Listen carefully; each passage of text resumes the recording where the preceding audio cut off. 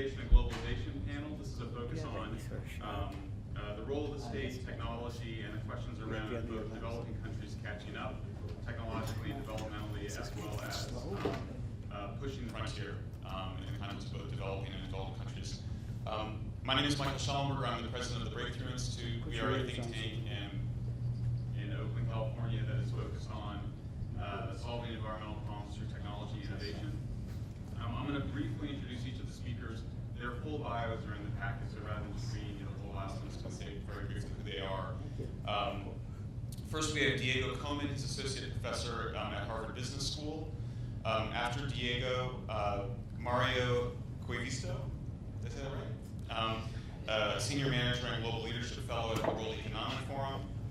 Will speak after Mario. It'll be Bill Lazonic, professor at the University of Massachusetts at Lowell. And finally, Lisa De Proprius, reader in regional economic development at the University of Birmingham. We're going to do very tight presentations. Each will last 15 minutes to make sure we have plenty of time for questions at the end. I'll take a few questions at a time at the end to make sure there's a real dialogue. And if none of you jump in, then I've got a bunch of questions on my own. So without further ado, please welcome Diego Coman.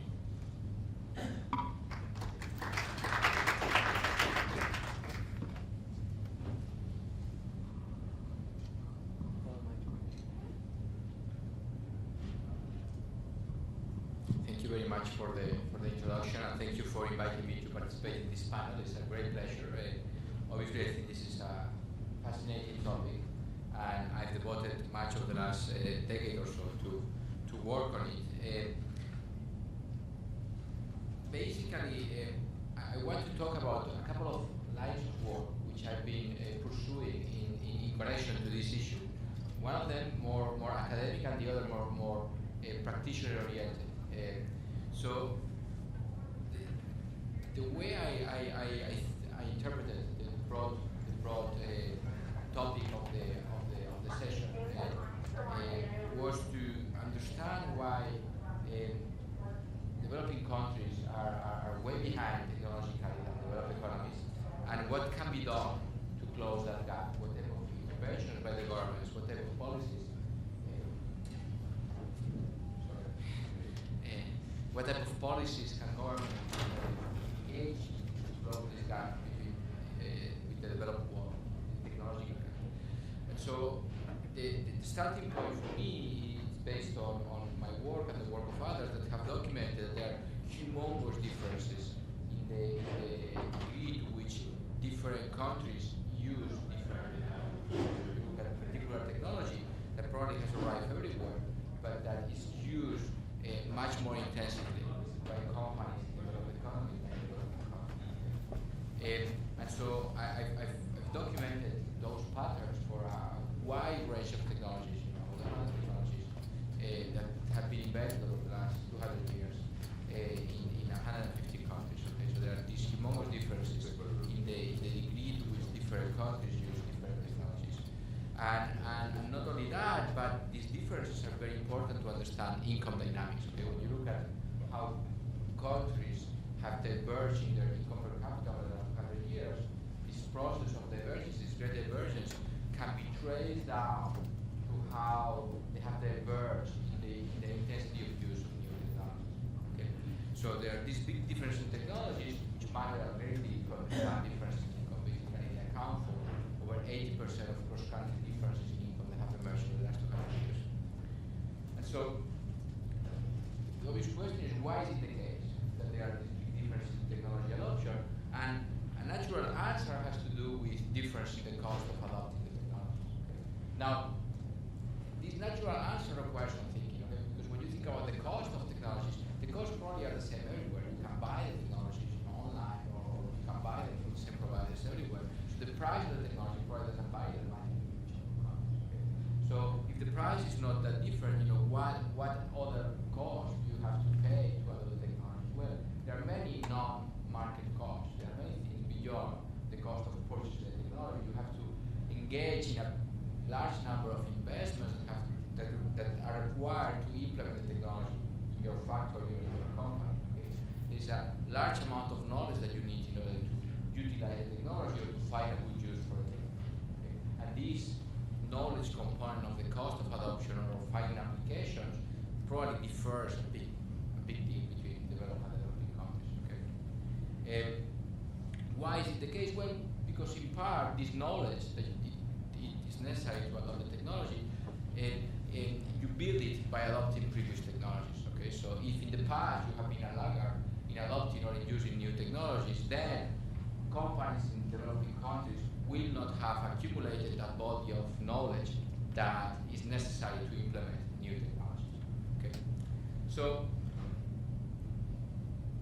again, this body of knowledge can be accumulated either by adopting in the past, by teaching. There's a lot of knowledge that comes from formal education, and engineering schools, technical schools appear earlier and more intensively in countries that have adopted new technologies. Okay, so I've collected some data about the dates of creation of engineering schools in various countries, and those can be predicted very well by the patterns of technology adoption in 1500. Okay. Similarly, companies are another way in which workers acquire knowledge, learning by working, and many oftentimes companies are the result of efforts to solve adoption problem. We need to implement certain technology, then we create a company that is, with people that are able to operate in this technology. Okay, so both through learning by doing, through formal education, through informal on-the-job training. That's how knowledge is formed to adopt the technologies, but that generates a vicious circle by which if you don't have the technological knowledge, you cannot adopt the technologies, but if you don't have the technologies, then you're not going to create new knowledge that you need to continue adopting. Okay? So as a result, you have this big source of divergence, okay, by which technology and knowledge are interlinked, and it's very hard for poor countries to catch up. Okay? Now, the question is, well, given that these are the dynamics, the natural dynamics of technology, okay? Technology is going to lead to this natural divergence. What can governments do to correct this vicious circle? Okay? And so, standard innovation policy, which is based on subsidizing R&D, I don't think is going to be the answer, okay? Because here the problem is not the price. The problem is not that the technology is expensive. The problem is that there are all these other inputs that have to do with knowledge that you don't find in the market. There is no market for knowledge. Okay? So subsidizing innovation, subsidizing technology adoption, that's not I think, going to solve this issue. Problems have to do with the lack of ability to produce knowledge and the lack of ability to allocate knowledge from those that have it to those that need it. So in a given country, there are people that have lots of technological knowledge, often sitting in engineering schools, in technical schools, but those are disconnected from companies that need that knowledge to implement the technologies. So the problem is how to connect those that have the knowledge to those that need it. Okay? So this is the theory portion of my presentation. There is an applied portion, which is that over the last 6 months I've been advising the Prime Minister of Malaysia on these same topics. Okay? So basically Malaysia is a country that has been doing very well in many dimensions, but it's falling behind, or is likely to fall behind in the future, because there is a knowledge gap. They lack this technological knowledge. Many companies are unable to adopt frontier technology because they don't know very well what to do with it. They don't know very well how to implement it. Okay, so I basically implemented. I made a proposal. That proposal was approved, and I'm in the process of implementing it now. Implementing what I call some policies to develop a knowledge-friendly ecosystem. Okay, this is an environment where you're going to have research institutes, public research institutes that are linked to technical schools and universities, and that are going to match this knowledge that sits in universities with companies that need it to solve their technological problems. Okay, so this ecosystem basically is going to have these actors, these headquarters of the public research organization. There's going to be different institutes, each of them specialized in a field of science and engineering, and linked to a frontier university in that particular field. And then there's going to be lots of companies that have lots of potential technological problems that can be addressed by these institutes. Okay, and so what they will do is basically they will engage in a research contract with these headquarters of the public research organization, by which they will pay a certain amount of money that will be basically marginal cost of developing the project plus a small markup in exchange for having the public research organization assemble a team of experts in the topic that will try to solve this problem. Okay?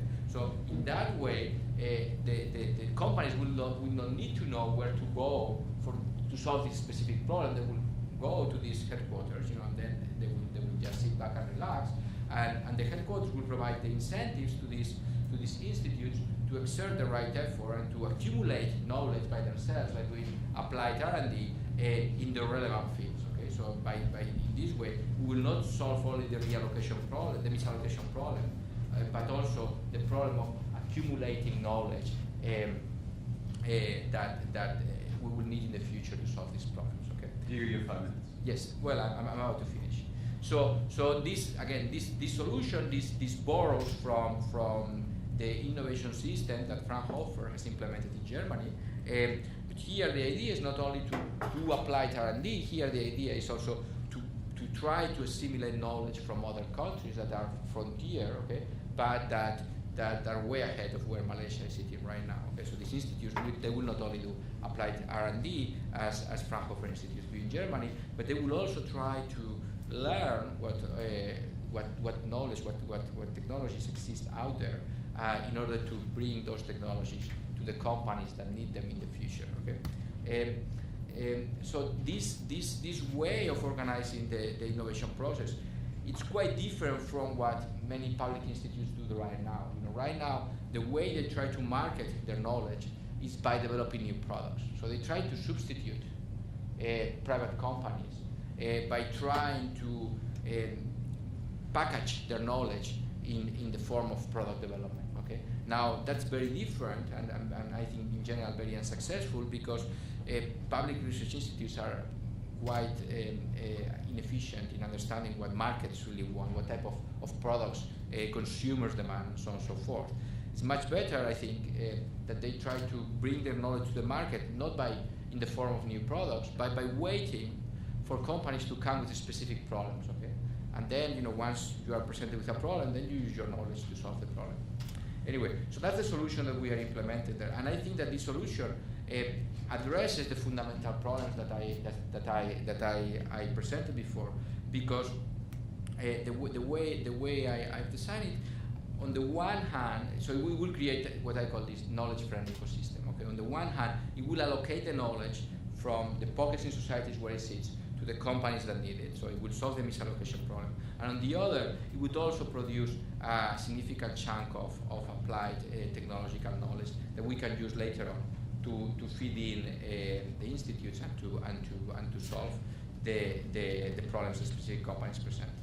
So to conclude, I think that developing countries can catch up, but that catch-up, that technological catch-up, requires to break the natural dynamics that technology diffusion involves. Okay, and those natural dynamics are geared towards divergence. They are not geared towards convergence. Okay, and so those to break those dynamics, it requires some decisive action by governments. But this action doesn't take the form of just subsidizing R&D. It's not a matter of the price. It requires the government to be directly involved in conducting innovation. Okay?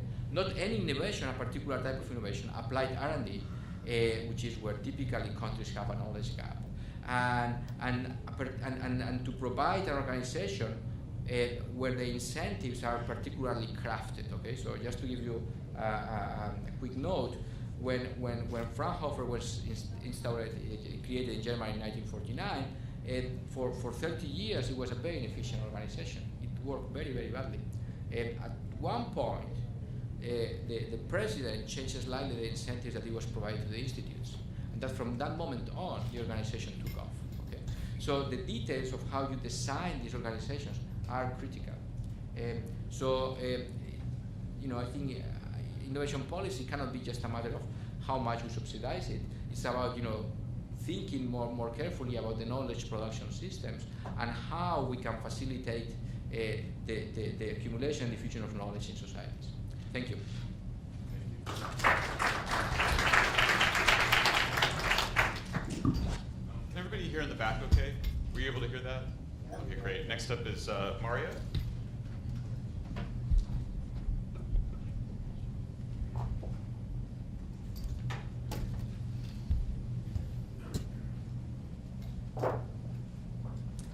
Sorry, I'm not sure how to actually take this off. Sure. Thanks. Fantastic, thank you. So I think I would like to tell a few stories to begin with about technology adoption and the type of innovation that we see in developing and emerging markets. I mean, often when we think about innovation, we think about the 3D printer or we think about electric cars. But at the same time, these are very costly innovations. They're time-consuming. They require skills. And at the same time, even if we did them, we might not know how to market them and actually commercialize them and get them to the market. Only 7% of arable land in Africa is irrigated in comparison to the 40% of Asia. And barely 3.7% of that land is actually irrigated in sub-Saharan Africa alone. One day in Western Ethiopia, Eleni Gable-Madrin, who'd been conducting a survey of around 12 grain markets in Ethiopia for her doctoral thesis in the United States, watched a grain trader called Abdu haggle with the farmers who were selling their few bags of grain on a local market, and watching some rural traders who were coming by truck from the weekly markets nearby. Sacks of maize, sorghum, wheat, and barley were piled high behind the trader, while the trader in front weighed all his sales and purchases on an old Italian-made scale.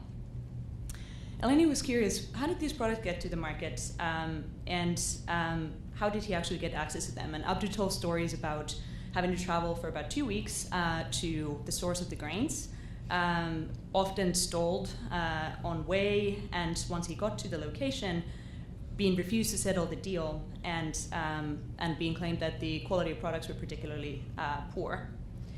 Eleni researched this further, and she found that actually 67% of traders regularly suggested contract breaches, and only about 4% had actually resources to legal measures to solve these disputes.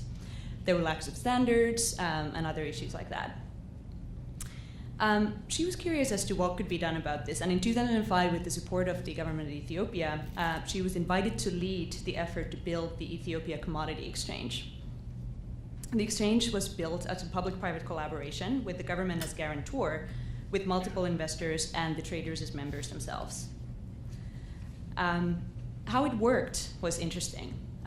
There was a number of months of work that went into setting the exchange up, and technology played a large part. IT developers, finance experts, and others were part of it. Basically, the way in which the exchange worked when it was set up was that the grains and the products were deposited in the commodity exchange warehouse with an electronic warehouse receipt issued to each of the depositors or their representatives. Whilst in these warehouses, the products were graded and they were evaluated. And finally, once the deal was made, the exchange actually credited the seller's account and transferred the commodity title to the buyer. The digitization of this commodity exchange is actually only one of these examples of the ways in which digitization is actually transforming a number of industries across developing market economies. There are a number of others. You can read about this exchange, for instance, in a case study by Probst and Sattler, which was from the University of Geneva, called Planted Seeds of Change. But another one that I wanted to mention is the speed at which stock exchanges across emerging market and frontier market economies are being digitized. There, of course, the development of local capital markets is a major opportunity for a number of developing economies after the global financial crisis, where you still have relatively high cost of capital, especially for small and medium-sized enterprise in these economies, and access to both debt and equity funding is relatively complicated. As economies from Kenya, where there are great examples of automated trading systems, to Namibia, to Nigeria, to regional economies in Eastern Europe and elsewhere, develop these automated payment or trading systems, there's real opportunity across the economy for further liquidity. And of course, this is something that we see represented in figures all around. Challenges remain, and this is something that Diego, of course, picked up already. Skills challenges, for instance, for the end user, for the trader, you can imagine the steep learning curve of actually trying to adopt and learn these technologies, whilst at the same time, there are pressures on time and pressures on your trade that you're trying to make trade on your market. But I'd pick these two examples for the reason that I wanted to understand what type of innovation and what type of productivity gains we're actually getting from this process of digitalization in developing economies. And by digitalization, I mean the mass adoption of connected digital services by consumers, enterprises, and governments, and the way in which they now are starting to build these cross-industry platforms for potentially increasing competitiveness. For instance, the Harvard professor Clayton Christensen has conceptualized this type of process of innovation as disruptive innovation. And this is basically a process of innovation where a product or service takes root initially in simple applications at the bottom of the market and then relentlessly moves up the market, eventually displacing established ways of doing things and also the competitors at the top over there. I think these are the digitalization processes that I discussed. The two stories are great examples of that. But to step back to our panel, I mean, are we actually seeing any real productivity gains from the digitalization? Number of developing and frontier market economies still have low internet penetration numbers, even though we know that that the rate of GDP actually increases at relatively higher rate from the introduction of digitalization into a number of industries and economies, but still the rates are relatively low. And the jury's out. The debate between those who believe that technology is about to bring about a kind of a third industrial revolution across the developing world as well as the advanced world are directly in opposition with those such as Robert Garden, who believes that actually we haven't seen fundamentally relevant figures of increase in labor productivity or standard of living in consequence of the innovations that have been introduced to the market globally over the past 10 or 15 years. But when you look at digitalization and what it does for a number of industries, it's not so much about the multi-factor productivity or the labor gains as it is about what happens and how these ICTs are introduced and what they mean for the particular growth opportunities in the industries. And this is something that that number of developing economies have experimented with quite interestingly. The exchange examples were one example of this, but there are others. When you think about how mobile payment systems have been transformed, of course, M-Pesa in Kenya is one great example of this, but we also see government e-services being modernized, access to various services being highly raised due to the introduction of digitalization. And when you look at some of the global figures, the global adoption of ICTs have leveraged countries' relative endowments and input costs on a global scale. And so the implication of the introduction of ITCs and then how they're introduced to the various different production processes really has to do with how developing economies are able to respond to competition that is both horizontal, so it's between firms and it's between economies, but also vertical, very importantly vertical, in that it's about introducing more and more sophisticated products in whatever market you're operating in. And here, once more, I'll cite a Harvard professor, Ricardo Hausmann, has done interesting work to understand where the possibilities for this high value adding introduction of more sophisticated products to the market might come from. And he argues with his work with Cesar Hidalgo on economic complexity that it is really in those intersections and in the attempt to foster interconnections between already relatively similar economic activities across various different industries, that the opportunities for producing more sophisticated products and services lie. And this is interesting, I think, when you think about the Eleni example of the Ethiopia commodity exchange, or when you think about the introduction of digitalization across different industries in developing economies, even though these are obviously only one of two examples, but there are many others, and there are many other counter-arguments, I'm sure, and we'll be able to discuss that. But when you think about this, that's what digitalization effectively does, is that it builds on those already potentially good linkages between similar economic activities across manufacturing, services, across various different economic activities in the economy, and introduces a level of high value addedness or sophistication to them. I think I would leave it there. Oh, okay. Yeah. Oh, I think actually I would probably want to leave it there, and maybe talk about some of the policy issues afterward. I also should have said actually in the beginning that that the views that I represented here should be attributed to myself, and I would appreciate that. Thank you.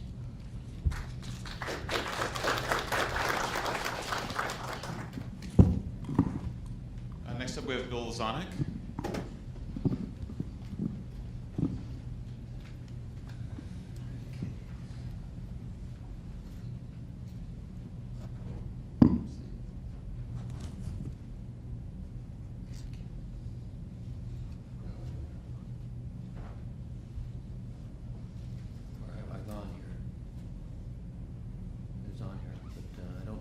See it. Do they have the technical people there? Because he put it on here, and then now I don't see it. I have it on. No, this isn't on there. I just went over it, Yeah. unless he didn't. I just see if I can just close this. Okay. He put it on. Maybe he didn't put it on the desktop.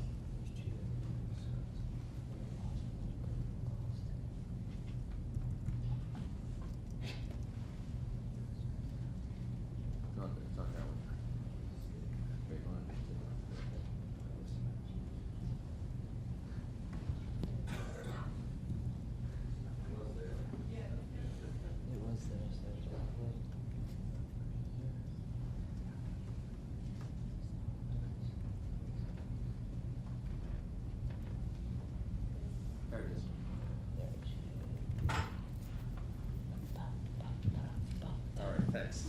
Sorry about that. Okay. All right.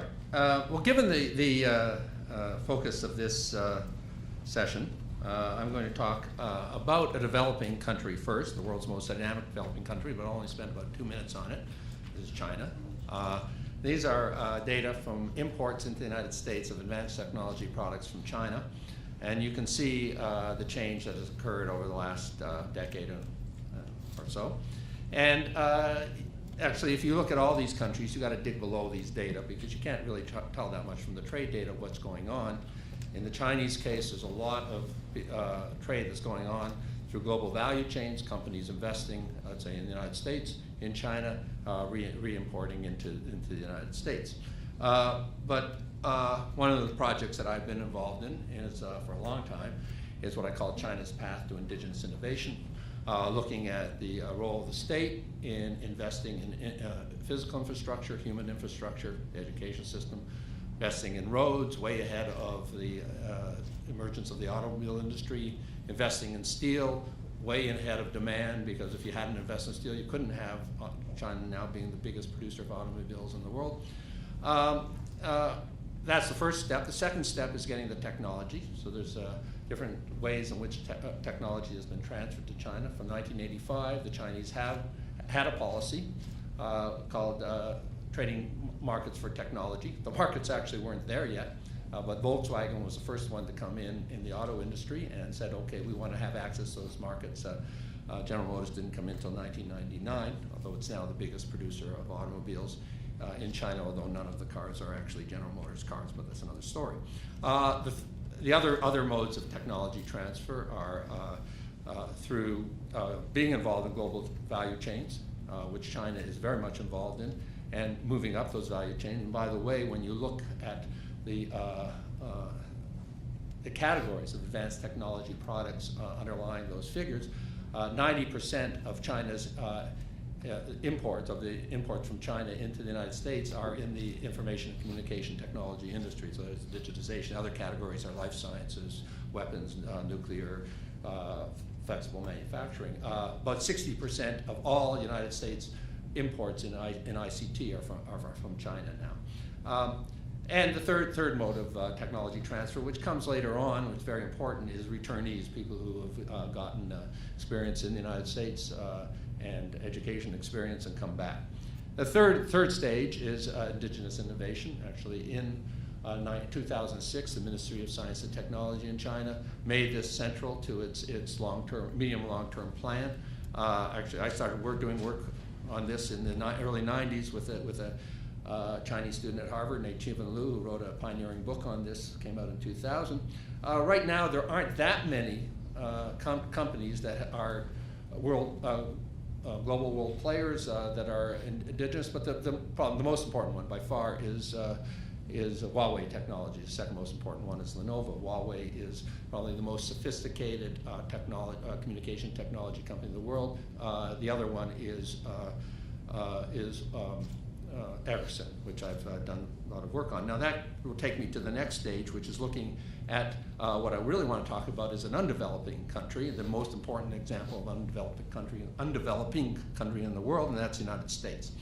Okay, and what is, first of all, characteristic about, and I've been doing a lot of comparative work on the information communication technology industry, Ericsson and Huawei being at the top of the pile in the most sophisticated technologies, they are two of the most unfinancialized companies in the world in technology.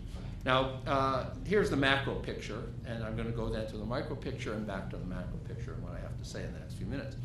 Okay, the macro picture is that you had a trend toward more equality in the United States, rising standards of living, good middle-class jobs, in the period after the decades after World War II. That's been documented in many ways in many places, and this is one way of seeing it, of wages tracking productivity. I attributed this to major corporations having essentially permanent employment. Employing people, white-collar workers, blue-collar workers, and keeping them employed, passing on profits in terms of higher wages. More profits would result because you'd have experienced, hardworking, loyal employees there, and those companies grew, the economy grew. In technology fields, you had deep expertise in companies, in R&D labs, et cetera. The world changed in the 1980s. I wrote a book on this called Sustainable Prosperity in the New Economy, ? Which was on transition from the old economy to what I call the new economy business model, away from the notion of the organization man, who was actually a white male predominantly in the old system, so there were some shortcomings of that system, to the notion, well, go find yourself a job. And a lot of this had to do with the nature of startups in Silicon Valley that were commercializing a lot of the technologies that came out of government spending in the post-World War II period, the military-industrial complex, plus these research labs of large corporations. And actually one of the problems that you had in the late 80s and early 90s, you saw it really by about the mid-90s, was the collapse of the old research labs, because people just started leaving, going to startups where they could get stock options. If the company went public, they could do very well. And at that time, there was plenty of demand for high-tech people. There still is in some areas, but in other areas, particularly when you get in their 40s and 50s, they're not. Okay, so I have a story that I'm just going to give you part of the picture of this gap between productivity and wages, which I attribute to the financialization of large corporations, shareholder value ideology, focusing on getting their stock price up, and ultimately these corporations fund the stock market. The stock market does not fund them. And here, these are Federal Reserve Fund, Federal Reserve flow fund data, which show this, that since the mid-1980s, the net equity issues, the blue line for non-financial companies has been negative and wildly negative over the last decade. The average is actually 376 billion over the decade 2004-2013 per year negative money that's going out to the market relative. Its net equity issues, mostly buybacks of stock as net of issues of stock and retiring and basically issues of new stock. The $4 trillion has been wasted on buybacks by S&P 500 companies. So the last session, if you were at the plenary, which was on startups, speculation, etc. This amount of money that is going out of companies that could have been invested in companies, where I'll argue that actually the job of people running those companies to figure out how to invest it, has just gone out into the stock market, and in my view has been totally wasted, and in fact is much more than that. It's a manipulation of the market. Okay, here are these data, gross buybacks and dividends, so the distributions of major companies to shareholders, and we took 251 companies that were in the S&P 500 index in January of 2013, traced them back to 1981. And you can see that at the beginning of the period, stock buybacks are minimal. Dividends are the way in which you distribute cash to shareholders. And the debate at that time, coming into the 1980s, was how much dividends can you afford to give to shareholders and still have enough to reinvest in the company, and still have enough to maintain your organization and get into new technologies, new businesses, etc. That debate largely disappeared by the late 1980s. I saw this happen when I was involved at Harvard Business School. I saw it happen within a couple of years, before and after Michael Jensen was hired in 1985. Before that time, the view of investing in the future was dominant. One of the classic articles, Hayes and Abernathy in 1980. These were technology management people at Harvard who were already saying, well, the bean counters are up there and they're not investing enough. All that stuff went by the board once Jensen got there in 1985. I saw it happen by 87, 88. Everything was shareholder value. Now there was something reinforcing that, as all the MBAs, or a lot of them, were starting to go to Wall Street and trying to make a lot of money very quickly. Okay, this was aided and abetted, I won't go into the story here, but I'm doing a lot of research on this, by the change in the regulatory environment, particularly the change in the SEC. And basically, under this Rule 10b-18, the SEC in 1982, this was purely a matter of Reaganomics, of bringing into the SEC, which is a regulatory body, the notion that you shouldn't regulate the stock market. They basically said to companies, do as much buybacks as you want, and we won't charge you with manipulation. There's a bigger story there, but won't go into it now.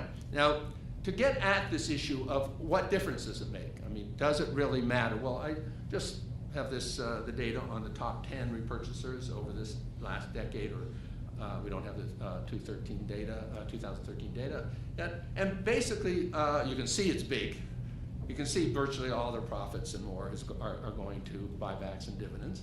And then the question is, what difference does it make? Well, so one of the things that you quickly find if you try to understand this is that each company is unique, and there's a different problem that arises if you start looking at this. So I'll just give you some examples.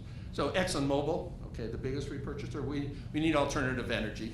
Well, why isn't some of that money going to alternative energy? Actually, Microsoft and General Electric, the heads of those companies formed something called the American Energy Innovation Council, where they're lobbying the government to triple money spent on clean energy. And the amount that those two companies alone spend on buybacks per year is equal to the amount that they want the government to spend. Intel lobbies the US government for more spending on nanotechnology. For this period, 2003 to 2012, Intel itself, one company, spent about 4 times or 4.5 times on buybacks as the whole national nanotechnology initiative. So this is a gross misallocation of resources. Pfizer, which now does not have much innovative capabilities, like a lot of the other drug companies that are doing the same thing. They get double the drug prices in the United States you get anywhere else in the world. When this has been challenged once in a while in Congress, they say, well, we do all our research here, so we need to have high drug prices. all that the people who are questioning the drug prices need to look at is what they're doing with their profits. Basically, Americans are paying high drug prices to support companies getting their stock price up. And ultimately what that does is it shows up in executive pay. The paper written for this conference, I go through all the different reasons that companies give, or executives often give, for doing buybacks. When you come down to it, they don't hold water. There's only one that holds water, is they have their stock-based pay. And that is very important to them, and it's very beneficial to them.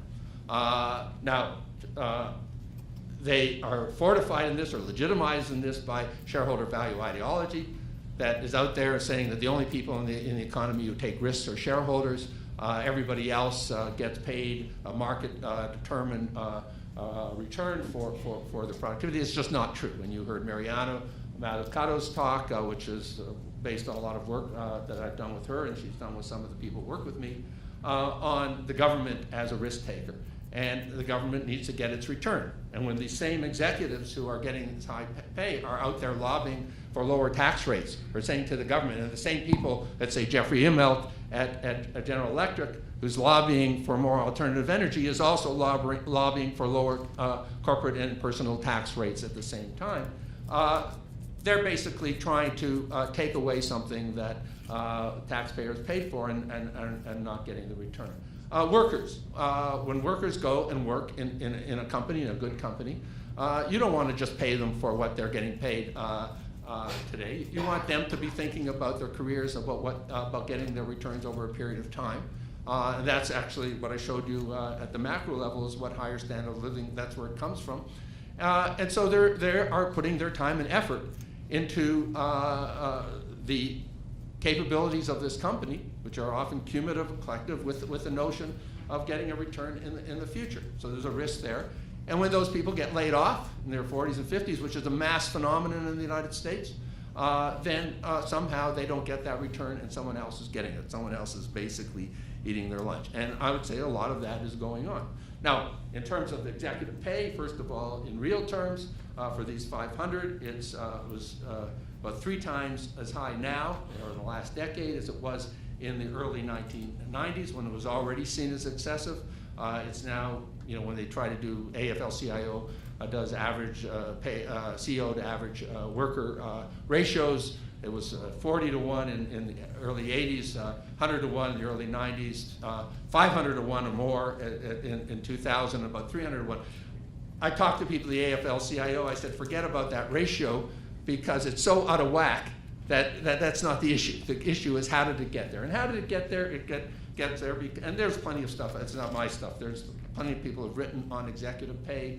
There's a club of people who all have an interest in higher pay. There's consultants. They all hire the same consultants to benchmark each other, and they never say, well, you should get paid at the average. You should always get paid at more average, because your CEO was hiring you. Of course, there's no ordinary CEO. There's what I call stock-based stuffers, like stocking stuffers at Christmas.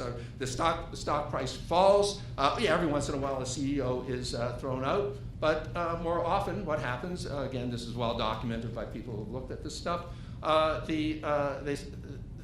the compensation committee says, oh, we got to keep these people to leave, the stock price down, it's not their fault, give them lots more stock-based pay, and now your job is to get the stock price back up. So there's a ratchet effect that occurs here. And then there's insider trading. There's actually a lot of opportunity, which has never been even investigated over the last 30 years by top executives, to engage in insider trading when they exercise stock options.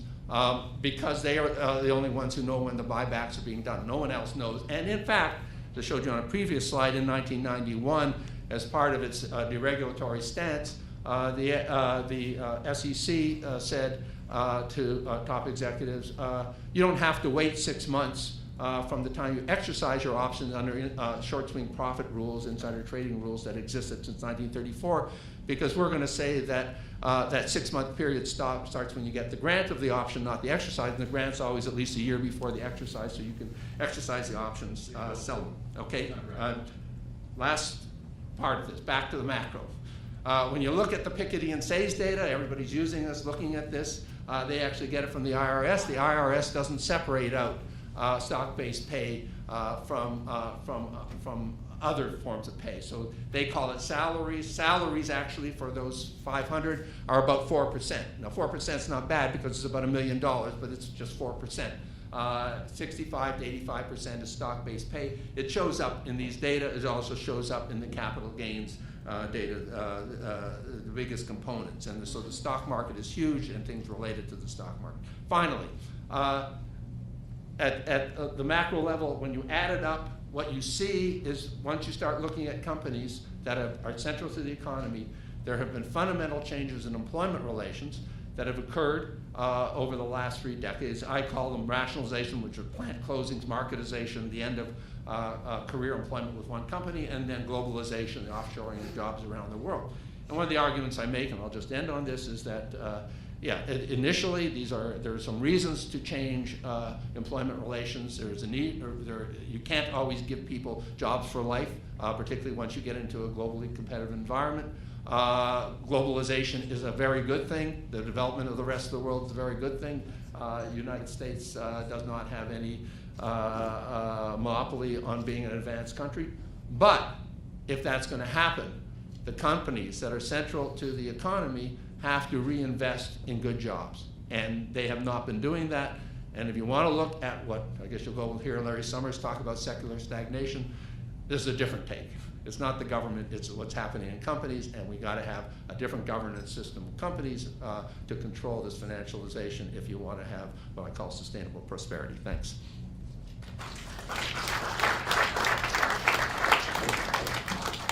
Great, next up is Lisa DePropris.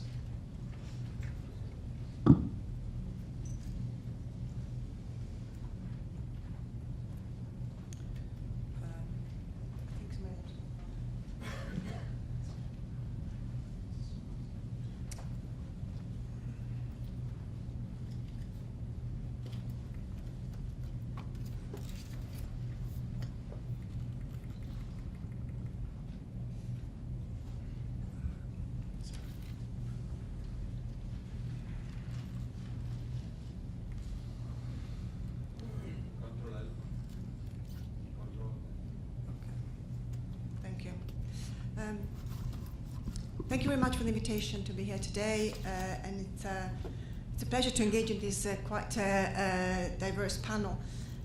What I want to present today is actually the outcome of a project, a European-funded project on welfare work and wealth for Europe. The focus of my presentation will really be Europe, so we are changing a little bit again the geography of the talks. Europe is going through, a period of depression. It's coming out very slowly from this depression, long period of austerity. The narrative around austerity has also meant very little aspiration for policy support. However, the project in itself is actually meant to understand how and why, through what ways can actually Europe trying to kick off its growth again, to pursue, economic, sustainable economic growth and prosperity. And really the core of this aspiration is to look at innovation, because despite everything, productivity gains can only be achieved through innovation and technological change. So the opportunity that I'm talking about here is about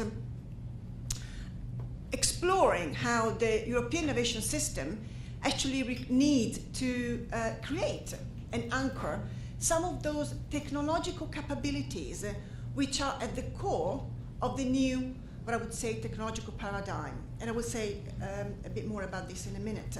In reality, a sustainable growth and prosperity can only be achieved if Europe is committed to really trying to create and anchor those technologies within Europe. And the argument that the European Commission is making very strongly is that these technological capabilities, they require Europe to be a leader, not to be a follower, to lead on some technological changes which are occurring now in our lifetime.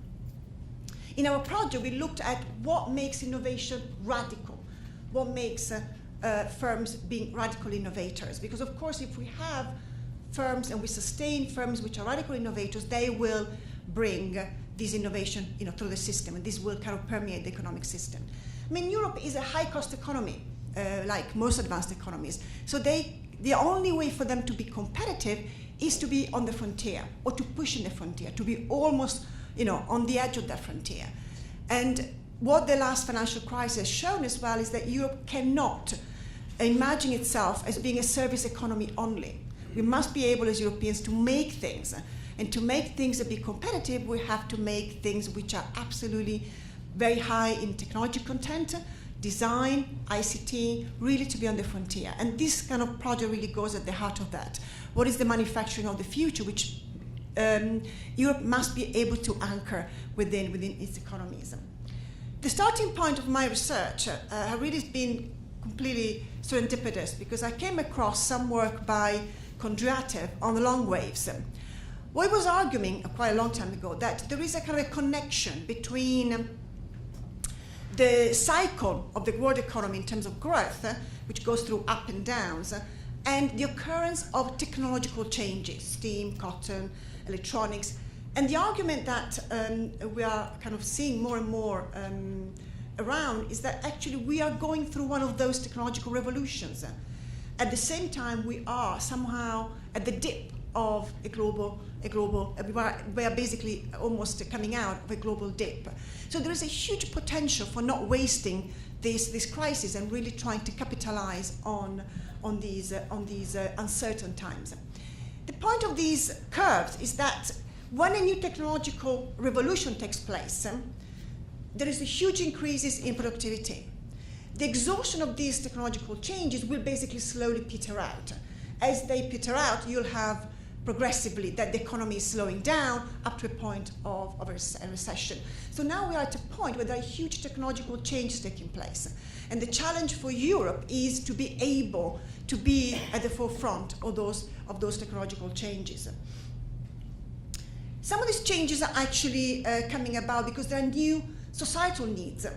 Energy, pollution, aging, urban congestion, all these are actually areas where there is already a market. But sometimes firms are not actually seeing those markets yet in terms of profit-making markets. And that's why there's a very important role to be played between the aspiration of policy to show these important outlets for technology, but also to be able business to see themselves where is their niche for them to be positioning. There are new technologies coming about, and I will say about this in a moment, but these new technologies actually are very much creating new industries. And biotech, new materials, digital, we talk about digital today. Digital is actually a very, very broad and fast-moving industry with a very short cycle. And what's happening now is that somehow these industries, these technologies are not only creating new industries, but they are also upgrading existing industries. Because of course Europe has been manufacturing based for a long time. And the only way to really maintain the manufacturing edge is to, yes, anchor new technologies and new sectors, but also to use those technologies to upgrade existing ones. What we did in this project was to basically use the European patent database from 1996 to 2006, and we want to understand what was driving radical innovation, what was driving patents which were seen to be original. So we calculated the originality patents, the originality index of patents, and we're trying to understand what drives the originality of these patents, how is radical innovation coming about. And most of the debate in Europe about technological change pivots around the idea of key enabling technologies. These are one of the foundations of spillovers effect, which will create intra-sectorial technological spillovers. These are technologies which tend to apply and permeate different sectors to enable them to further innovate. And what we looked at is we found that some of these technologies actually are not only enabling other sectors to be innovative, but they are actually enabling different technological sectors, so technology which are distant, to talk to each other, to create a new, much more radical, much more path-breaking innovations. And we call these key enabling and bridge technologies. These are very powerful because not only they can create vertical spillovers, which are intra-technological, but they can actually create inter-technological spillovers, i.e. They can make distant, technologically, cognitively, disciplinary distant technologies talk to each other, create a common ground, and then, therefore, create a much more path-breaking innovation because they're taking bits of knowledge from very distant technologies. And in the paper that we have, of course, we develop all this. There is an empirical model, and it's much more sophisticated. But why does it matter? Actually, before that, we actually looked to which are these key enabling and bridging technologies. Because what this is telling us is that these technologies will create vertical and horizontal spillover effects. If you kind of, as Europe, anchor these technologies within your European innovation system, you'll be able to really propagate radical innovation across a number of sectors because these technologies have this kind of impact. And so, in a sense, from a normative point of view, these sectors very much are aligned with some of the priorities that the European Commission has identified, and some are not. So the interesting now for us is to take this back to the European Commission and to debate with them what are the opportunities for taking this a bit further. So why does it matter? Why do these caps matter? We know already that key enabling technologies are very important. A lot of debate has been developed around these already. The idea of the key enabling and bridge technologies is that they are slightly more powerful technologies because, of course, they enable that kind of combination of distant technologies to actually create much more path-breaking innovations. And what we found is firms which are able to access CAPS, and also we found that firms which are able to be more technologically diverse, they are much more radically innovators than they would otherwise be. And this is very powerful from a normative point of view, because it's telling us that if Europe wants to be really on the frontier of technology, to be able to really being able to compete as a high-cost economy, it has to really invest in these sectors, develop them, but also develop a national and regional innovation system model, like a triple helix around these sectors. Because also what we found is that who is actually actively playing a role in developing these CAPs. And what we find that actually universities and public research organizations are very important because they are not only able to access distant technologies, but they're actually able to combine them, make them talk to each other, therefore they're able to produce more general patterns. I want to conclude with a couple of examples. In 2011, PwC published a report where it was trying to kind of a bit of a foresight analysis, looking at where the main European cluster will go between now and 2040. And for example, their argument was that by 2040, the auto assembly clusters will move to China. And my response to that would have been, well, probably that might be the case, we don't know, but what cars will they produce? And Europe should be concerned with that kind of a question. What kind of cars they will be producing? We should be able to do those. That's where our skills, that's where our competitive advantage should lie, in actually the innovation, the technology that lies at the base of these fundamental questions for maybe the products of the future. Finally, I've done some work with the Swedish Innovation Ministry, and they are incredibly forward-looking and very proactive. And they, for example, have a very interesting innovation policy that looks at trying to reinvent what for them is like basic natural resources like wood. And they've got natural kind of historical industries around wood, textile, and paper. And they're actually hugely investing in these industries, but reinventing them completely. So, for example, from wood, they are really creating biorefinery, fuel. From paper, they are investing into paper printing. And what's happening is that with very little money, because of course money is very tight in Europe at the moment, but the vision that they are giving to businesses as to where technologies will go, where are these sectors going in the next 40, 50 years, enables the sharing of risk that Mariana was talking about yesterday. So policy, even if with little money, has to be visionary, has to be aspirational, and has to be able to pave the way for businesses to then see the business opportunities. I think it would be a terrible mistake to expect businesses to take more risks than they actually are supposed to be taking as being profit maximizers. So the important is actually to recognize the role of policy, the role of universities, and the role of businesses, but not to mix up their different roles in the process of innovation. Thank you.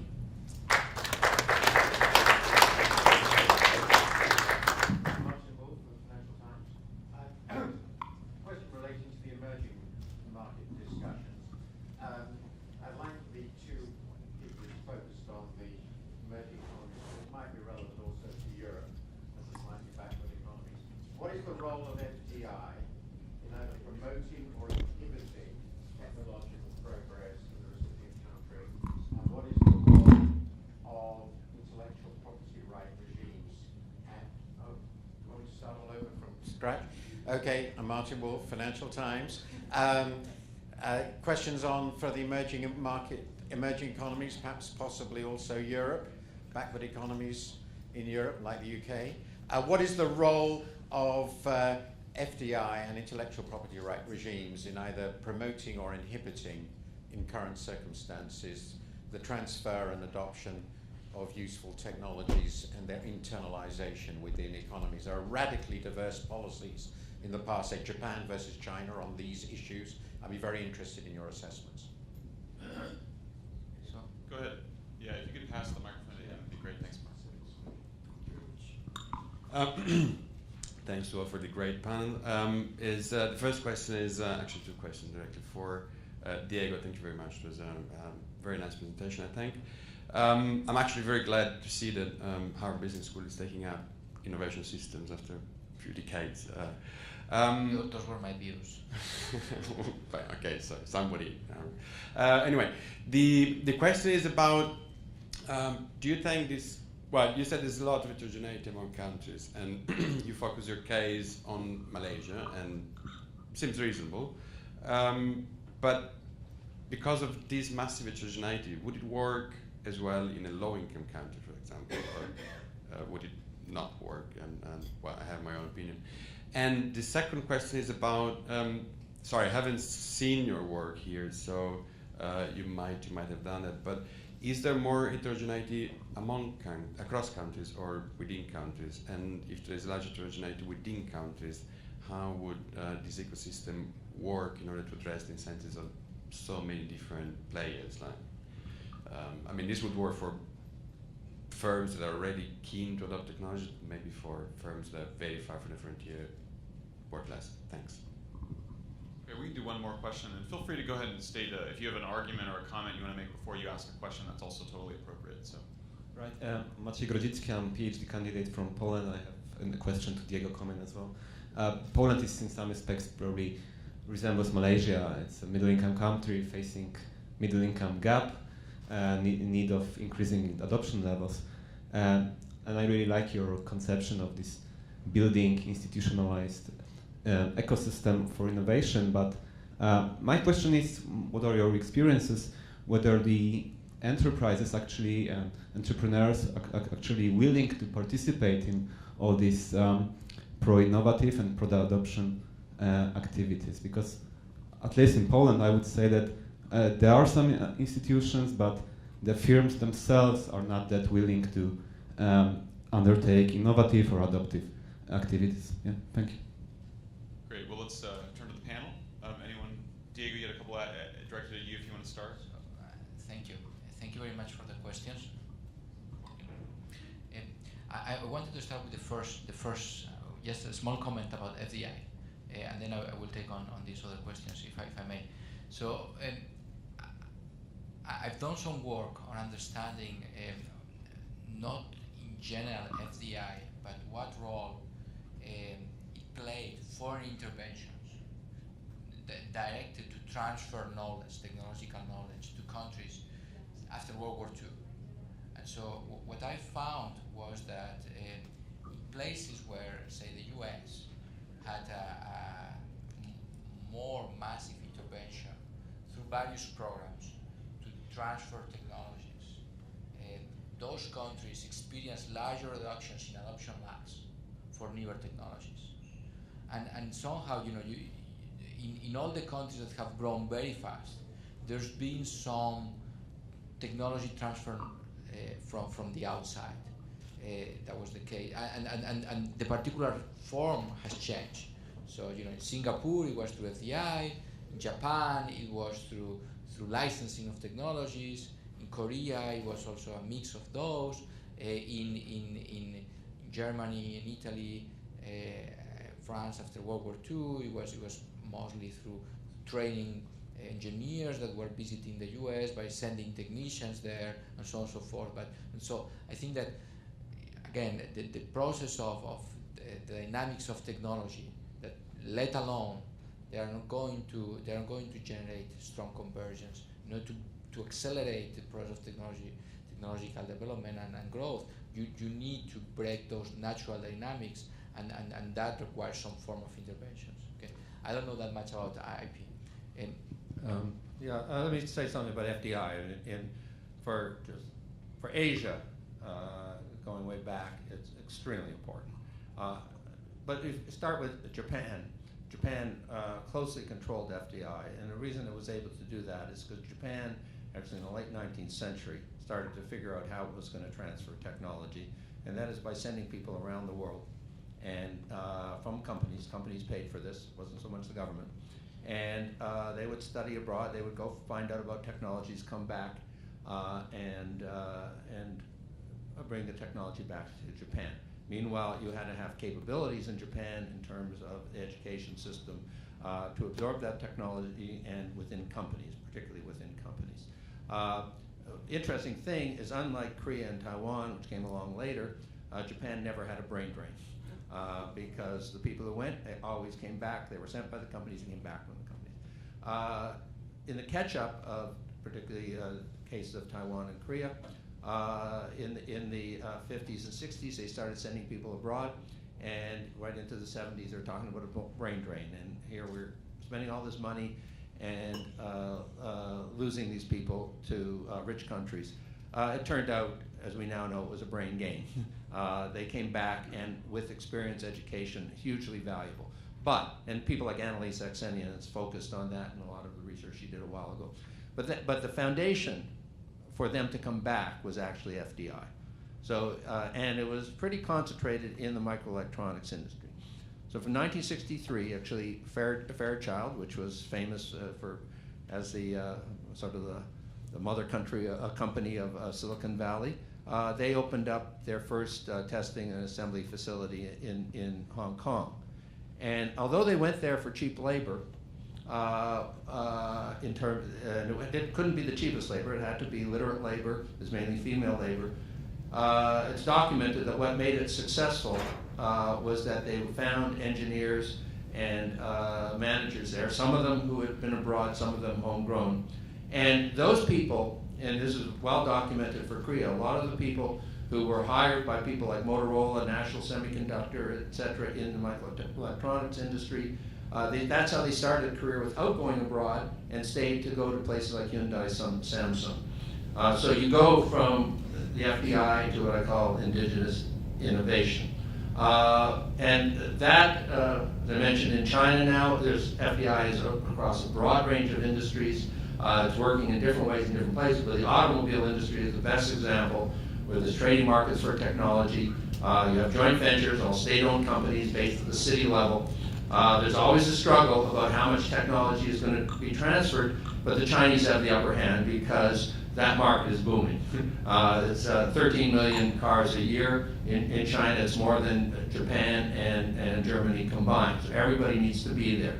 At the same time, one by one, you have people leave those companies, start indigenous companies like Cherry, Geely, and a whole bunch of others.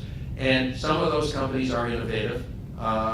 Cherry bought Volvo, for example, and they'll become more innovative over time. And the importance of the indigenous innovation is that what I call strategic control. Those companies then make the decisions about what kind of investments they're going to make about going into new products, higher quality cars, etc., which they can't do as easily in the joint ventures. Although the joint ventures are really an important kind of step to getting to that position. Thanks. Thank you. I wanted to respond to the FDI question very quickly. Traditionally, of course, FDI used to be the way of absorbing technology in a lot of frontier and developing economies through sort of backward integration into the value chains. I think what is interesting right now is that because competition between firms and economies is both for high value-added products and sophistication in any given market, the challenge for FDI also will be to be a competitor and to a contributor in any given market within which the investment is in. So whether it is, for instance, introducing further technology into a market, the challenges might be how to do that, how to best integrate local skilled workers in that space, and also how to think about being competitive in that market within which some level of digitalization is also happening. Just a couple of words maybe on the IPR. My experience, for example, working in Sweden, has been that when there is like cooperation between businesses, for example, universities on new products, the IPR is crucial, and I think universities are getting much smarter in terms of kind of prenups, before actually the collaboration kicks off. They have a very detailed contracts about what will happen if something is found out. Because of course, those kind of marriages might really, of course, benefit firms, but the university has to see also their own payback. So I see, in a sense, university becoming much smarter in terms of trying to find a way to identify how they can actually retain the property right, especially where the innovation is very basic, and therefore it cannot really be appropriated by the business if applied in a particular direction.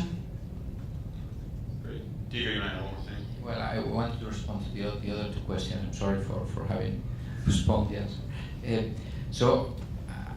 I'm going to answer together. I mean, I think both of these questions are very important. Actually, they are critical issues I've been thinking about in designing the plan for Malaysia. One thing is to idealize the program, and then the other is to implement it. So, with respect to heterogeneity within the countries, you're right. I mean, there's dramatic heterogeneity between the different companies. Some companies have research capabilities, others have only no research capabilities. And indeed, in the case of Malaysia, you have fantastic state-of-the-art companies in oil products, for example, Petronas and so on and so forth, who have the ability to do all the research that they need. They are in touch with the world experts in whatever area they need. So for them, they are going to benefit from this. I think this is mostly designed for either companies that are large but do not have expertise in a particular area where they need some technological solution to a problem, or for small and medium-sized companies that would like to grow, would like to improve their sophistication, but they have absolutely no capability to do that. Now, you're right that many companies have that option, but they don't want to take it. This is a problem. It's like a headache for them. Now, what I've foreseen that, in Malaysia, probably not as much as in other countries, but there are some pockets where companies have some rights, okay? And there are some companies that have some connections because of the affirmative action programs and so on and so forth. So they have some small monopolies and they are happy, they're comfy in that area, okay? So the government has started some policies to erode those rights. And I've in my plan, I've pushed the government to do more of that. So in particular, a few examples are to enforce anti-competitive and anti-monopolies situations. Okay, so to enforce pro-competition laws that already exist. That's one. Another one which I think is very interesting is to increase the minimum wage. So Malaysia has been observing a huge influx of immigrants from Indonesia, from Bangladesh, and so forth, that have been depressing, that have basically increasing labor supply to a point where minimum wages have become really binding. Okay, and so now the government what has done is to increase them and to enforce them. They did that in January. So I've pushed them to make that like not just a one-time thing, but a path that is predictable, and so that companies can feel the heat. So if they feel the heat and you give them the stick and the carrot, they will have to eat the carrot. Okay. So I think the carrot is very good, but some of them, may need a little push to eat it. Okay, we'll do one more round of questions. We'll do 3 more questions. Yeah, you did have your hand up first, so go ahead. Hi, my name is Blake Taylor, and I'm from the London School of Economics. And I'm particularly interested in corporate governance and discussions about the purpose of the corporation. So I was particularly interested in Professor Lazovnik's presentation. And my question to you, and anyone else who wants to answer on the panel, would be, why is it that stock repurchases are necessarily wasteful? And how would you respond to Peter Eugen's argument this morning that stock repurchases can actually lead to other investments that can bring about innovation?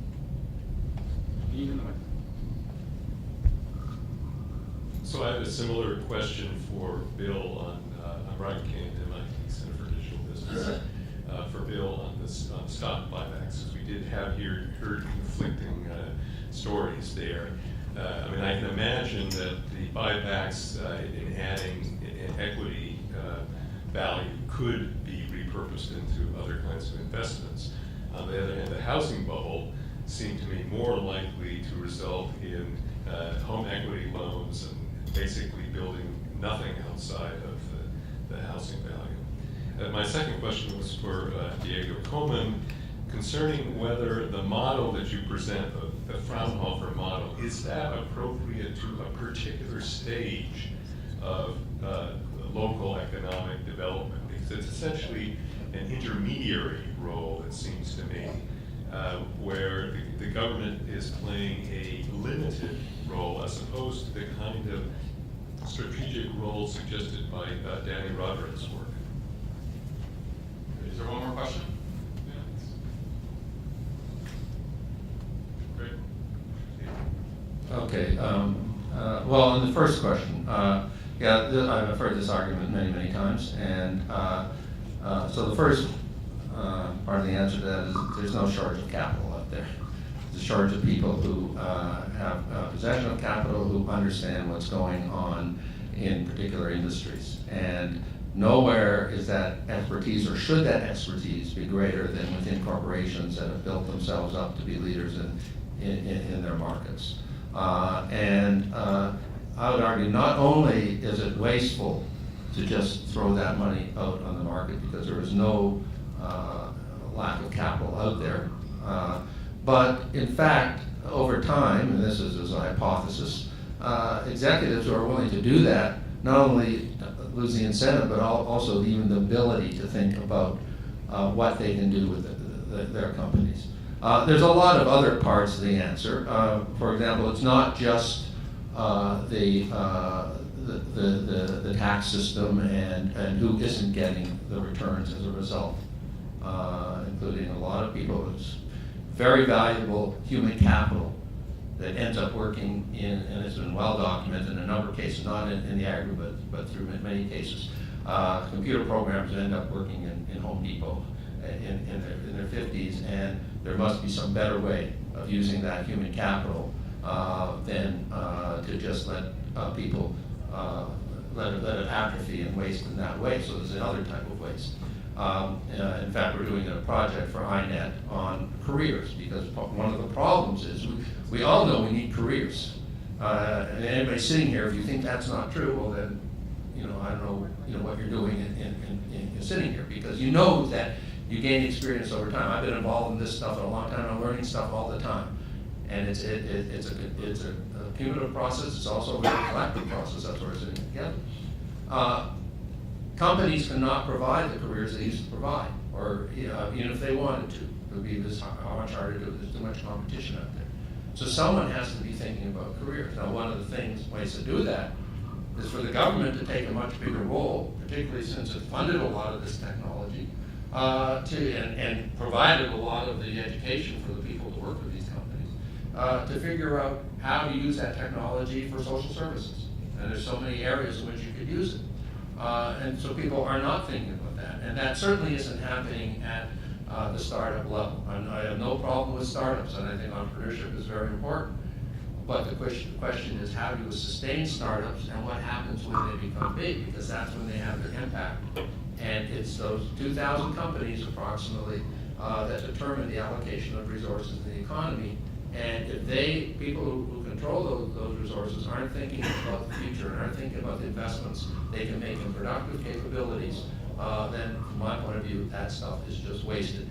That and the fact that open market repurchases are nothing but a manipulation of the market in the United States. That's all they are. There's no other argument can be made on behalf of them. They manipulate the market, and that's how companies use it.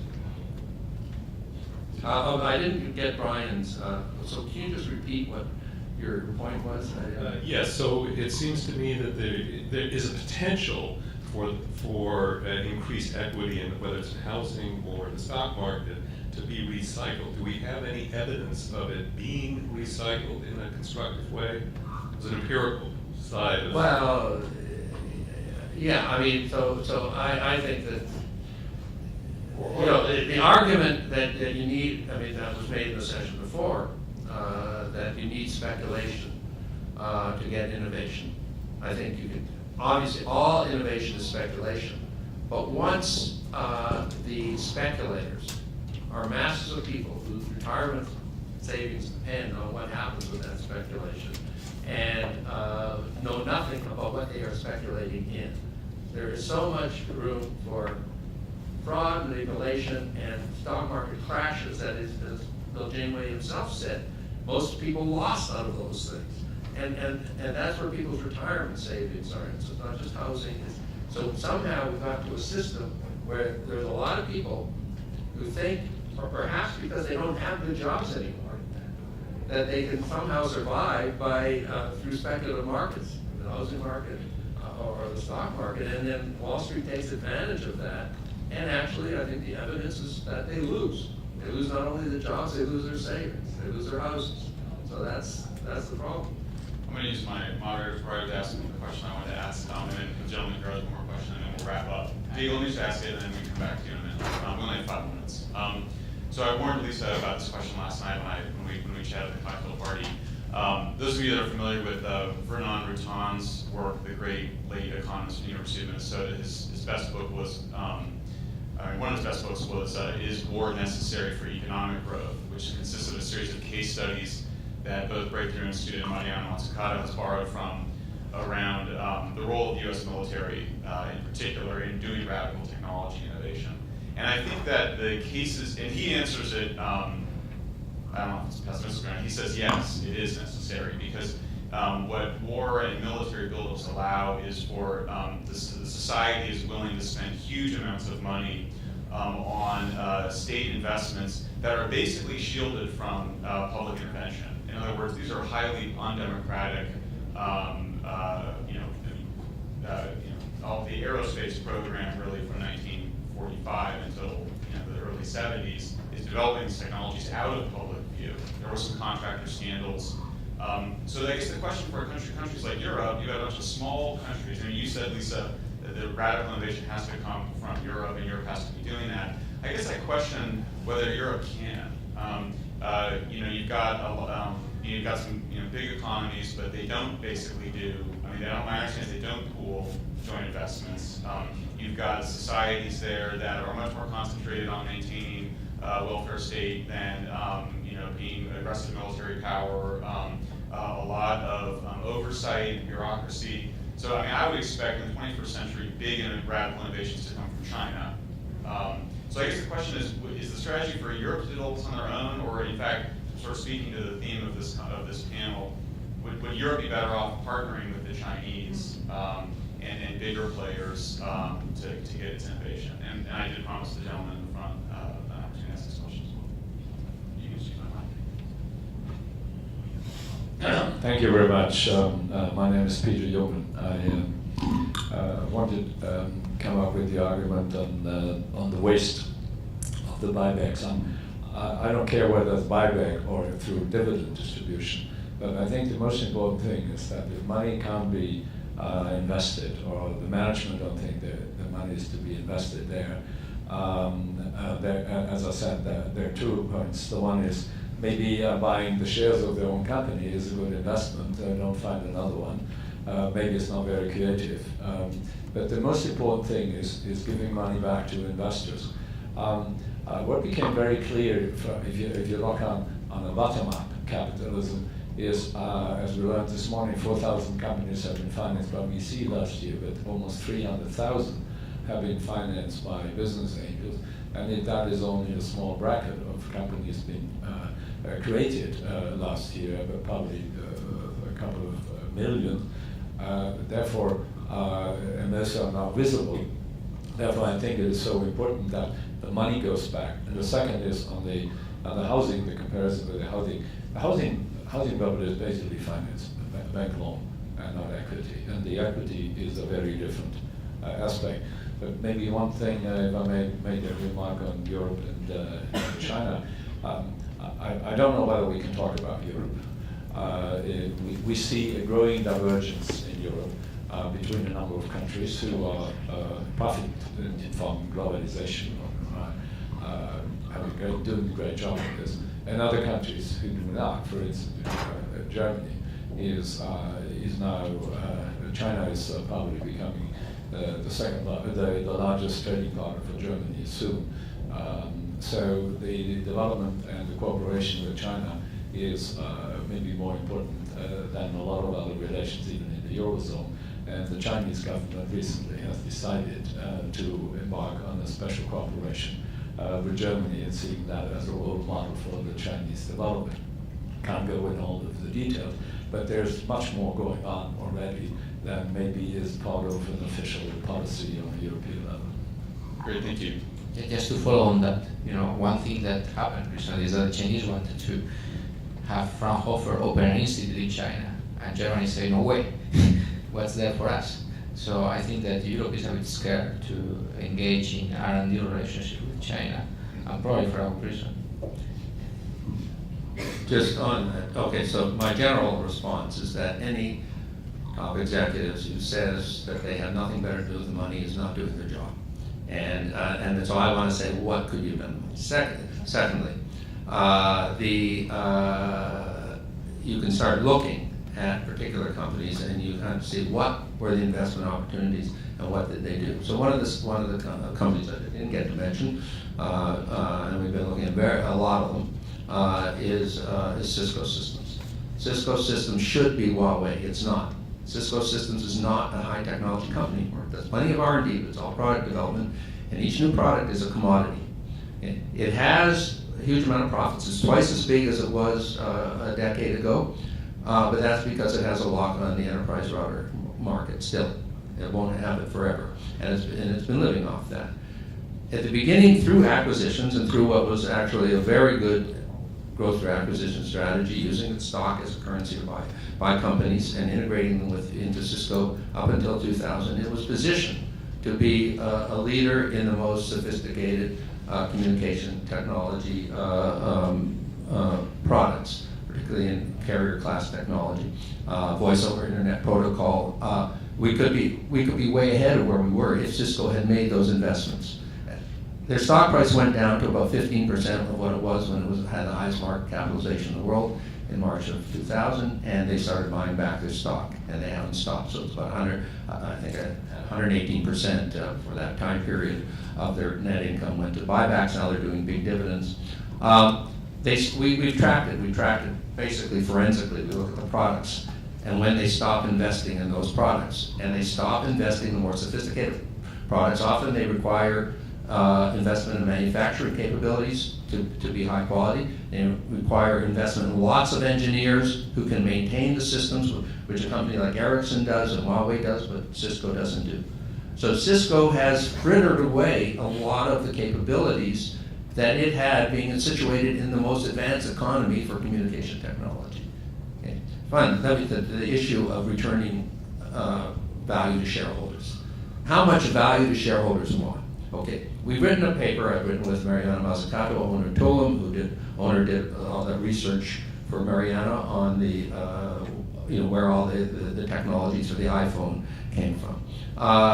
Where we asked what should this company do with all its profits. The fact is, the only money that Apple ever raised from public shareholders was $97 million in its IPO in 1980. If there are any shareholders who still are holding what Buffett would call a continuing shareholder, still holding Apple stock, the last thing is they wanted to give it to David Einhorn or Carl Icahn if they're holding that stock that long.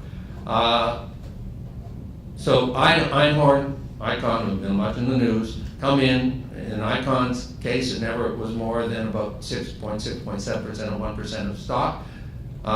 That's a lot for one stockholder in such a company, but it's still a very, very small minority share. He gets the right to have Tim Cook to come to dinner with him and publicly demand that he do $150 billion in buybacks. And that then becomes the name of the game. Oh no, we'll scale it down to $50 billion after they've already done. When Einhorn came in, there's $60 billion. These are seen as patient investors. They've never invested a penny in that company. They're taking somebody else's money. Whose money? Okay, well, for one thing, it's well documented that Apple is one of the biggest tax avoiders among companies in the world. So Tim Cook, rather than go have dinner with Carl Icahn, he could say, yes, I inherited a hugely successful company, and he could make some of the arguments that we've been making here or that Mariana was making the other day, and he said, I'm going to take a leadership position in this industry, in this country, and I'm going to say that a lot of that $150 billion that we're sitting on, we're going to figure out ways in which it constructively be put back in the economy. This would not be unprecedented, by the way. In the 1880s, Andrew Carnegie wrote an essay called Wealth. And he said, what does a rich person do with all its money? And he said, you got to give it back to the community. So there's lots of things that are being done, and under this notion that you're returning value to shareholders, none of it's being done. Okay. Lisa, do you want a chance to respond? Very, very quickly, because I think we run out of time. I think there are concerns about Europe being able to keep up with this technological change. But I don't think there is money, there is priority, there is political commitment, and I think the partnering with, for example, China is taking place. But what is very clear is that there is more fear than opportunity, probably, with respect to China. The reason being that China is clearly always engineering relationship in a way that sometimes has to be kind of countries are aware of. But I think Europe overall is trying to pull together the diversity which has in it in a way that actually is achieving some of the things we want to achieve. Time will tell. Great, thank you. And another round of applause for our panel, please.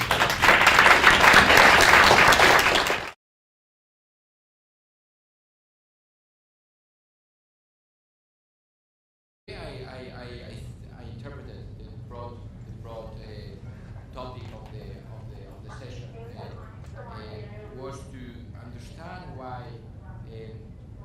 developing countries are way behind technologically than developed economies, and what can be done to close that gap. What type of interventions by the governments, what type of policies, what type of policies can government engage to close this gap between with the developed world, the technological gap. And so the starting point for me is based on my work and the work of others that have documented that there are humongous differences in the degree to which different countries use different particular technology that probably has arrived everywhere, but that is used much more intensively by companies in developed economies than developed economies. And so I've documented those patterns for a wide range of technologies, technologies that have been invented over the last 200 years in 150 countries. Okay, so there are these humongous differences in the degree to which different countries use different technologies. And not only that, but these differences are very important to understand income dynamics. Okay, when you look at how countries have diverged in their income per capita over the last 100 years, this process of divergence, this great divergence, can be traced down to how they have diverged in the intensity of use of new technologies. Okay, so there are these big differences in technologies which matter greatly to understand differences in income. Basically, they account for over 80% of cross-country differences in income that have emerged in the last So the obvious question is, why is it the case that there are these big differences in technology adoption?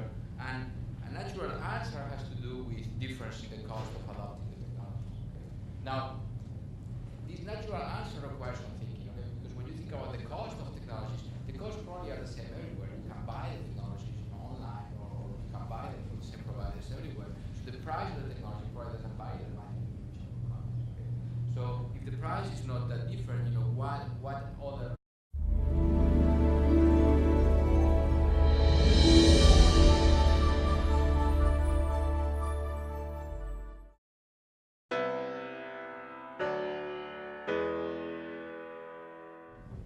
Innovation and Globalization panel. This is a focus on the role of the space, technology, and the questions around both developing countries catching up technologically and developmentally, as well as pushing the frontier in the context of both developing and developed countries.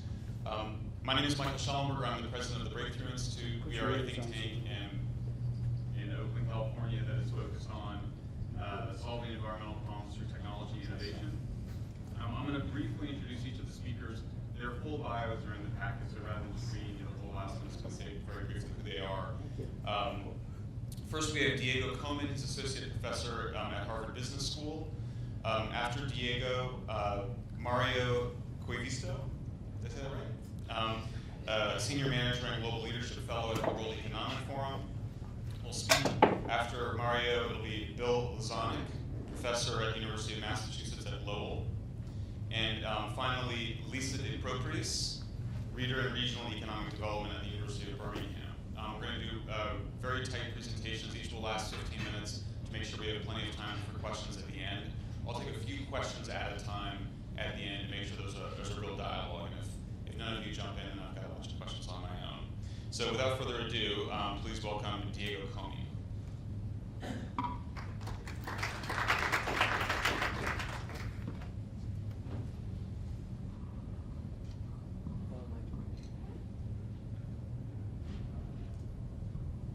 Thank you very much for the introduction, and thank you for inviting me to participate in this panel. It's a great pleasure.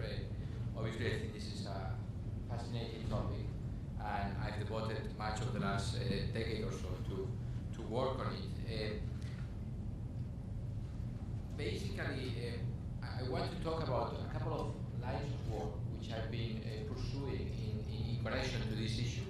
One of them more academic, and the other more practitioner-oriented.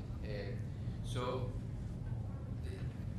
the way by which technology and knowledge are interlinked, and it's very hard for poor countries to catch up. Okay? Now the question is, well, given that these are the dynamics, the natural dynamics of technology, okay? Technology is going into these natural divergence. What can governments do to correct these issues? Okay? And so standard innovation policy, which is based on subsidizing R&D, I don't think is going to be the answer, okay? Because here the problem is not the price. The problem is not that technology is expensive. The problem is that there are all these other inputs that have to do with knowledge that you don't find in the market. There is no market for knowledge. Okay? So subsidizing innovation, subsidizing technology adoption, that's not I think, going to solve this issue. Problems have to do with the lack of ability to produce knowledge and the lack of ability to allocate knowledge from those that have it to those that need it. So in a given country, there are people that have lots of technological knowledge, often sitting in engineering schools, in technical schools, but those are disconnected from companies that need that knowledge to implement the technologies. So the problem is how to connect those that have the knowledge to those that need it. Okay? So this is the theory portion of my presentation. There is an applied portion, which is that over the last 6 months, I've been advising the Prime Minister of Malaysia on these same topics. Okay? So basically, Malaysia is a country that has been doing very well in many dimensions, but it's falling behind, or it's likely to fall behind in the future because there is a knowledge gap. They lack this technological knowledge. Many companies are unable to adopt frontier technology because they don't know very well what to do with it. They don't know very well how to implement it. Okay? So I basically implemented, I made a proposal, that proposal was approved, and I'm in the process of implementing it now. Implementing what I call some policy policies to develop a knowledge-friendly ecosystem. Okay, this is an environment where you're going to have research institutes, public research institutes that are linked to technical schools and universities, and that are going to match this knowledge that sits in universities with companies that need it to solve their technological problems. Okay, so this ecosystem basically is going to have these actors, these headquarters of the public research organization. There's going to be different institutes, each of them is specialized in a field of science and engineering, and linked to a frontier university in that particular field. And then there's going to be lots of companies that have lots of potential technological problems that can be addressed by these institutes. Okay, and so what they will do is basically they will engage in a research contract with these headquarters of the public research organization, by which they will pay a certain amount of money that will be basically marginal cost of developing the project plus a small markup, in exchange for having the public research organization assemble a team of experts in the topic that will try to solve this problem. Okay? So in that way, the companies will not need to know where to go to solve this specific problem. They will go to these headquarters, and then they will just sit back and relax. And the headquarters will provide the incentives to these institutes to exert the right effort and to accumulate knowledge by themselves by doing applied R&D in the relevant fields. Okay, so by in this way, we will not solve only the reallocation problem, the misallocation problem, but also the problem of accumulating knowledge that we will need in the future to solve these problems. Okay. You have 5 minutes. Yes. Well, I'm about to finish. So this again, this solution, this borrows from the innovation system that Fraunhofer has implemented in Germany.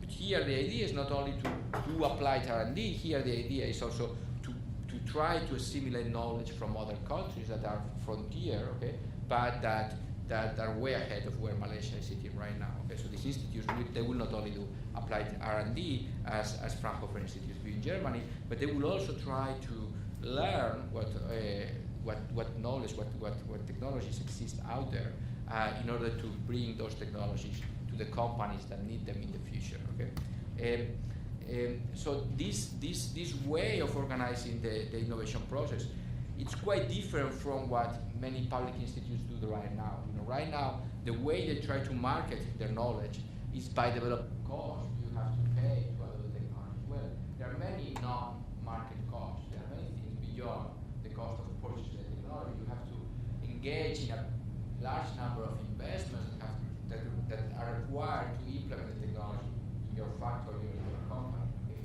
There's a large amount of knowledge that you need in order to utilize the technology or to find a good use for it.